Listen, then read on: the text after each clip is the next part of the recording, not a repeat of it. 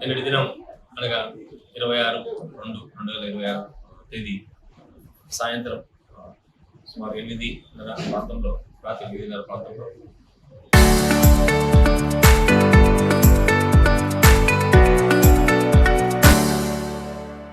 రాబడిన సమాచారం మేరకు ఎర్రగుంట్ల పట్టణం నందు ఎర్రగుంట పోలీస్ స్టేషన్ సమీపంలో నేను మా ఎస్ఐ గారు మా సిబ్బందితో ఈ వాహనాలు తనిఖీ చేస్తుండగా ముద్దనూరు వైపు నుంచి వచ్చిన ఒక white car Toyota Etios car దాంట్లో అనుమానంగా తనిఖీ చేయగా అందులో ఇద్దరు వ్యక్తులు ఉన్నారు.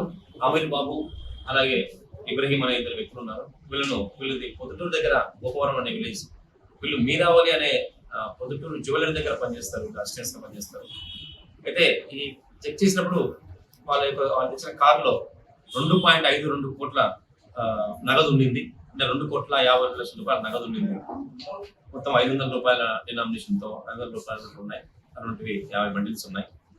వాటి గురించి అడగగా వాళ్ళు మీరావళి అనే అతను తన యొక్క గోల్డ్ ఇంకొక స్నేహితుని ద్వారా శంకర్ నారాయణ అనే స్నేహితుని ద్వారా గుట్టగల్లు దగ్గర అమ్మేసి ఆ గోల్డ్ అమ్మిన తర్వాత గోల్డ్ అమ్మగా వచ్చిన డబ్బుని మళ్ళీ మీరావళికి చేర్పించేందుకు ఈ కారులో తెస్తున్నామని చెప్పడం జరిగింది.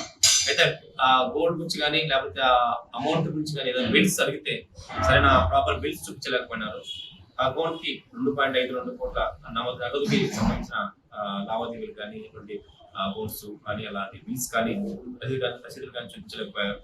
దాంతో పై అధికారులకు తెలిపేసి సదరు అమౌంట్ ని 102 సిఆర్పిసి ప్రజెంట్ అయితే 106 బిఎన్ఎస్ఎస్ అంటారు. సెక్షన్ 106 బిఎన్ఎస్ఎస్ కింద సీజ్ చేసి కోర్టుకు ఎఫ్ఐఆర్ పంపించడం జరిగింది.